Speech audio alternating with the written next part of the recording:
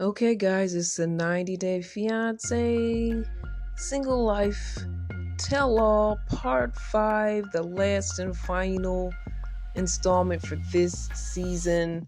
And for those of you that don't know, 90 Day Fiance is a franchise. It is a reality show that follows couples, one from another country, one from America, in the 90-Day Fiance process that will ensue if they want to be together in America, if they want to be a couple, if they want to be married. So that's the whole basis of 90 Day Fiance. The process they have to go through in order to get their visa and be a part of the U.S. and so they can join together as a couple in the U.S.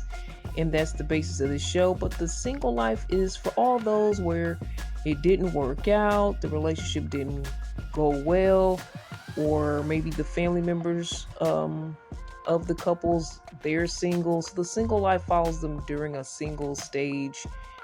And at this time, this is the last episode of the season for the Tell All Part 5, which is a lot. I'm usually used to one or two, well, basically two parters to the most, but 5. But it is only an hour, so I think I understand that the reason why it is what it is. But let's get into it. Let's talk about how this season completely ended. The big story was Mike, Natalie, and Josh. But first, we'll start with Jamal and Louisa. Looks like they left the scene early. They may hook up again. And I don't think anyone ever really found out that they had their little thing going. At least they didn't find out during that episode, which was the last episode. So this may carry on to something else. Who knows? Jamal was with Veronica. He still acts like he's up to hook up with her. Jamal seems to be the hookup guy, which I'm a little disappointed that he's that guy. But he's off with Louisa as they continue to talk and close out the finale. They're out of there. Now, the question they asked, which is I think they do this all the time, is who would you date on the cast if you had an opportunity to do so? Tim pointed out a young lady named Paula. He also mentioned Chantel and Natalie, who were sitting there on the stage with him. I don't know if he's trying to be flattery, but I'm not sure what he's trying to do. Veronica, his bestie, said she would go for Andre. And they did mention some people that were married, but they respectfully said so. Of course, they're not going to try to break up a happy home, but if they had an option. And then Tim said, if I was gay, I would also like Andre. So I don't know. Tim maybe, I don't know. I'm not going to say he's sexually fluid, but he's really open to say those type of things, which a lot of guys would say, if I was gay. But, I do hear that being said more often than in the past. But, I would like to explore more what's Tim's sexuality, what's that's all about, because people have accused him of being gay, and they did that recently on the episode. But he had, not on the episode, but on this tell-all. But he doesn't mind continuing to talk about it, so he seems very open. For reasons I don't know. I'm not hating it, but I just want to know a little more backstory as to, where he's coming from. I think it's interesting. Then we go to Chantel, and she picks a guy that's married, Alexi. But again, they respectfully say, they're married, but she saw how he treated his wife and how he really was in it for love with his wife, and that's kind of why she would like someone like Alexi. So she kind of says someone like him instead of saying him. And then she even says Debbie's son, Julian, who's a cop. And it was a little issue because Debbie did talk about how she was putting it out there a little bit too much, dressing too sexual as she was out on the hunt for a new man during this season. So Chantel was like, would you approve of me? And she's saying, I might be able to hook you up with my son. So I guess she does approve of Chantel. Tyree said Larissa. Larissa was a little out there, a little wild, a little different. And she was like starting a lot of trouble and issues. But Tyree says it's the type of woman he likes, so okay. And Mama Debbie versus the Debbie that's a part of this cast. I know it could be a little bit um confusing, but I'm trying to see who did she pick. Okay, guys, sorry, I got a little bit confused between Mama Debbie and the Debbie that's in the cast. Now, she called her Mama Debbie to distinguish her from herself, but she's 68, Mama Debbie 72, so there's not a huge age difference, but it's Mama Debbie. I think she's 67 or 68. I think I'm right on that. But Sean, the hostess, said, "Well, no one mentioned Sarper," and she said, "Well, you're gonna have to get a hazmat suit if you want to deal with Sarper." And we know Sarper's history of, I believe, 2,500 women on his roster. Yeah, so I understand that point. So that was just like a fun little icebreaker game that they played in the beginning of the episode. And Mike, Natalie, Josh, they all were confronted. Natalie was there, then Josh was there, then they brought out Mike.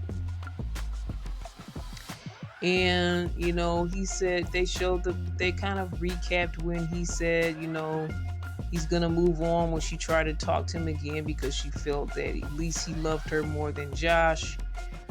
She broke up with Josh, but somehow they're back together playing with each other, and we find that out in this tell-all.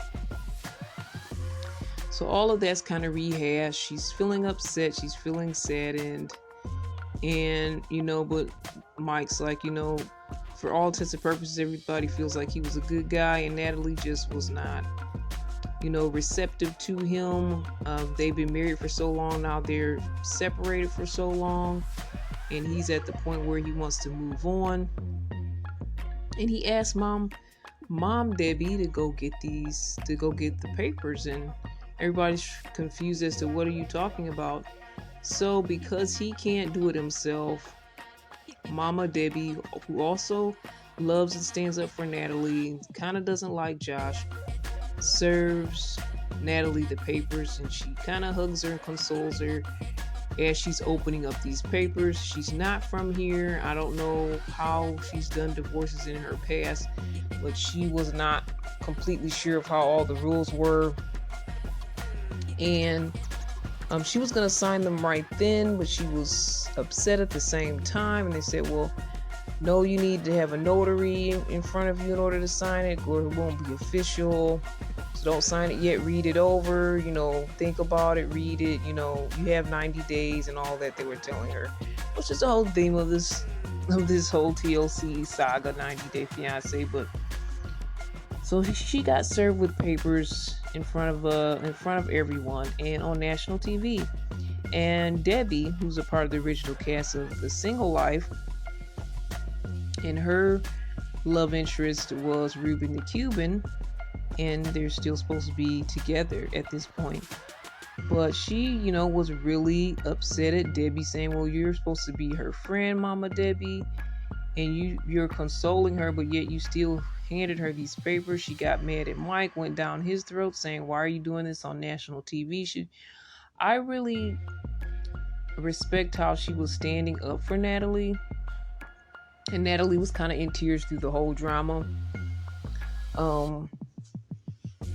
But I respect her stance. Then Mama Debbie got upset. She started to cuss because that's her fallback thing. She's not well liked.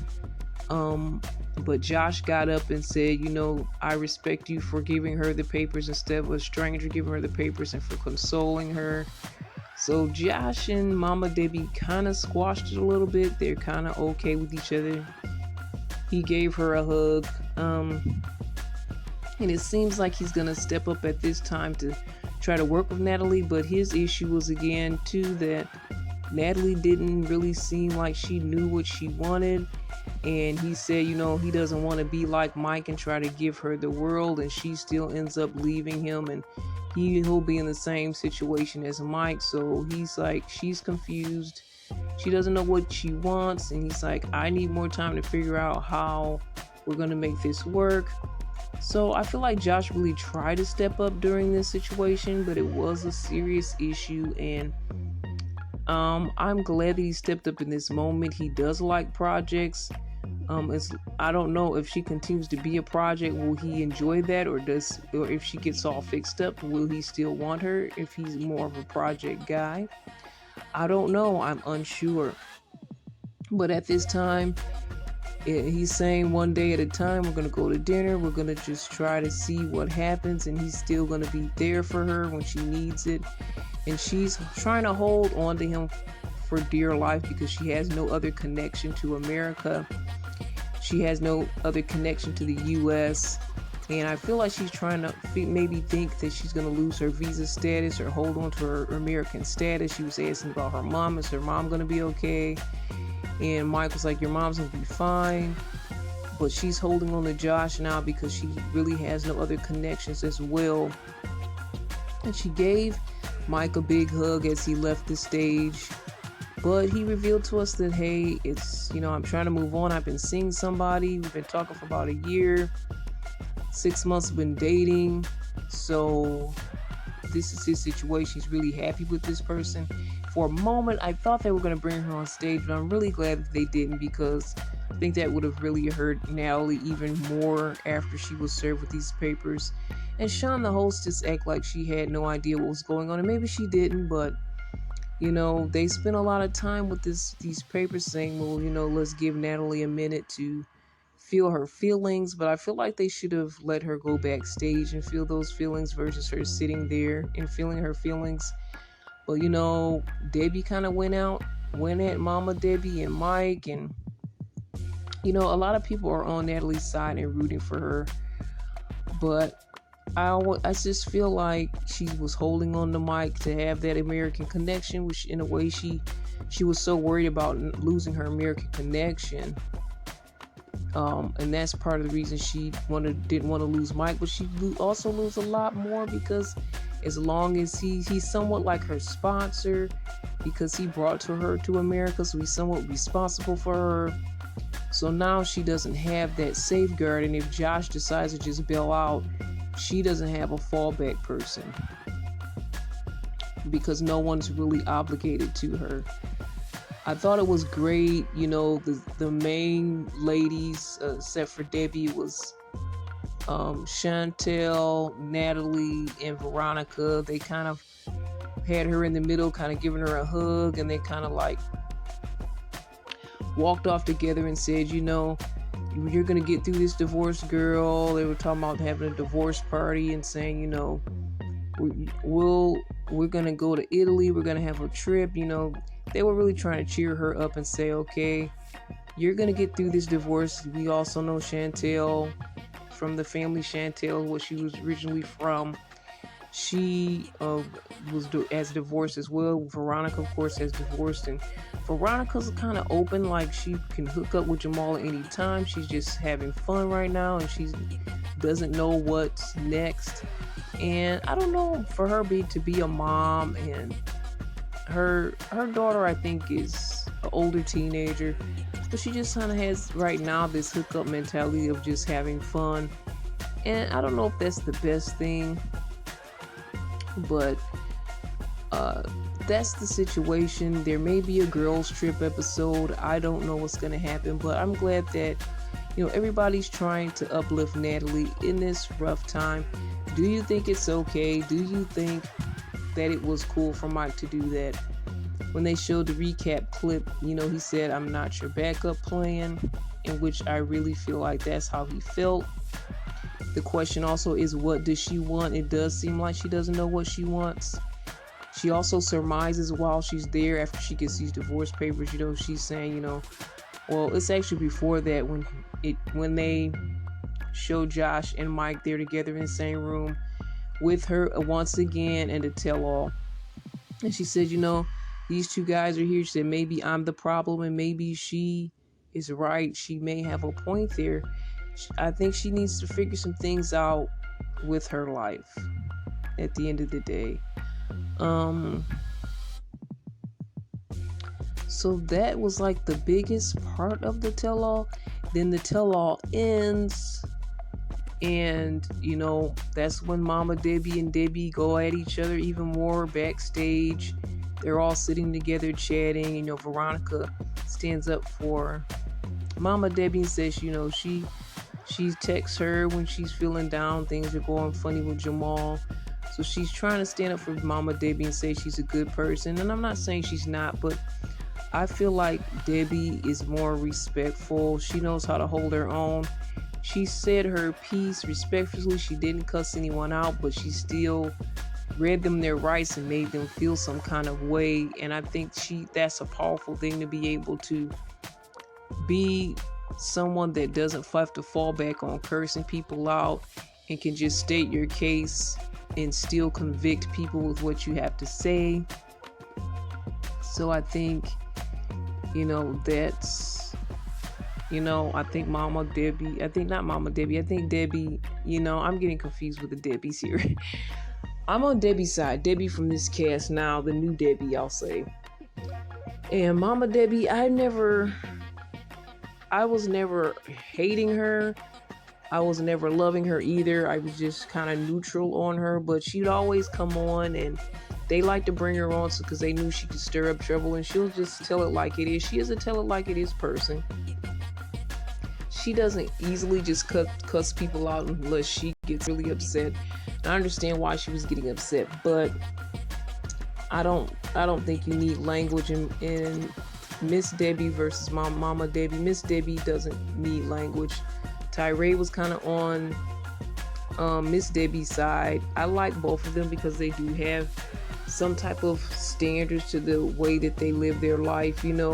I know Tyree hasn't had a chance to get out there and do all the things that people do when it comes to dating relationships, but I still feel like he's overall a nice guy, and if he had to, he would still be a nice guy and stand up for himself. And I feel like that's the same thing with Miss Debbie, because she's standing up for everybody. She's being kind of everybody's mama, but she's still being a respectful mama. She's not gonna be the mama that cusses you out, but she can still make you feel bad about yourself.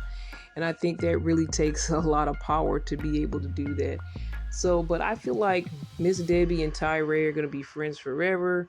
She gave him a hug at the end, and then she just walked past Miss Debbie with her little fan. She walked past Mama Debbie, who was cussing at her, and just didn't give her any recognition. And of course, Mama Debbie had to say something that, kind of cussed at her a little bit to end her case, to state her case. I know that was a little bit of everything and a little bit too much drama and a little bit too many Debbies that could be kind of confusing, but I hope you guys got the point of the chat and what was going on in this episode. I really enjoyed this episode. They also did kind of a little twerk. Chantel showed Miss Debbie how to twerk, and Veronica, they did a twerk. Veronica and Chantel, they kind of had a little bit of a twerk dance the girls did. And, I'm not a twerk person, but it looked like they were having fun, so I was not hating on the process. And for Miss Debbie to learn a new dance, oh, well, it's a time and a place. But, I think they were having fun. You won't catch me doing that publicly, I'll say that. But I enjoyed the episode. It was a lot of fun. Sadly, it was a lot for Natalie to go through. And I did feel bad for Natalie, but I do also feel like the other ladies, where she can now move on and move forward, it's something that she needs to do. And she needs to get on her feet and kind of become an independent woman in America. And I know it can be difficult and it can take a long time. It's like starting over. Honestly, like a baby starting to walk again. If you're in a completely new country and you don't know the language well, and you have to get a job, and you have to do all these things, you might have to build up your education, all of these things in order to have a decent life. It's understandable that she's worried, but for her to lean on these men so heavily, and she really needs to have a plan for her life and what she really wants. And I know she also wants a family and kids. Like it's she's 39. She wants the career, the family, and everything all at once. And she may feel like, life is passing her by. But now that she's in this position in America, she really needs to take hold of her life and not try to depend on these men to be all these things for her, because at the end of the day, that may not last. Michael's a good guy, and he held her up for a long time, even when she was with Josh and just doing her own thing. I really think he's a good guy. The fact that he did that publicly on the tell-all, that was a lot. And for me, I probably wouldn't be happy if it was me, but I feel like in a way it's about time, and he should have let her go a long time ago. I do feel like they do things for stunt purposes and stunt reasons, so that's a reason not to really like reality shows, because they do things in certain timing to make the show interesting. I think if it was up to him, he probably would not have done it that way. When it comes to the situation with her, I just feel like, again, she just needs to find her own footing and not really put these guys through it. Like both of the guys kind of came against her. It was like, yeah, she really doesn't know what she wants, but they still came against her, but they still show love and respect for her, and Josh is still keeping that door open for her. I don't know what's going to happen with them. I don't know if they're going to last. I'm helping her and continue for her to be the project that he is holding up. But I wish the best for her. I really want to see Natalie kind of stand on her own and not have these guys holding her up. And if she does continue with Josh, it be serious, become marriage, and she still holds her own at the same time. I'd like to see that for Natalie's future. But I wish all the characters the best. These are not only characters but real life people. This is it seems like in a way you become a character being on these reality shows. But I wish them all the best as they explore their lives, their future, and what could be, what can be. And I just enjoyed the episode. I feel like I'm satisfied. I got some pretty good closure. Except I do really want Jamal and Louisa to be found out as far as their little canoodling. Other than that, I enjoyed it. It's going to be good to see the Debbies get back together and what they're going to do, if they're going to squash their issues or are they going to still be hating, because if they was hating at the end, it was just a good ride. Part 5. And again, I'm all for love. I wish everyone the best. God bless. Single life, if you're living that single life, if you're living that married life, if you're courting, if you're fiancéed up, whatever the case, wishing you the best. God bless you. Let him lead you to where he wants you to be. Let him lead you to your best life. That's what I say at the end of the day. And I like this show because we have people that are 67, we have people that are middle-aged, we have people that are in their 30s. So we all can be in that single situation at any time in our life. We can all be in that married situation at any time of our lives. And I know we live in a world where marriage is becoming less and less, so we may find ourselves on the single side. But what are we going to do with that? Are we going to enjoy our lives? Are we going to explore? Are we going to see what God has for us? And if that's what you want to do, I say go ahead and do it. Whatever you do, be blessed. Go with God. Let him lead you. Move in wisdom. Move in what's best for you. Don't put yourself in a position to be played, to be used, to be tricked.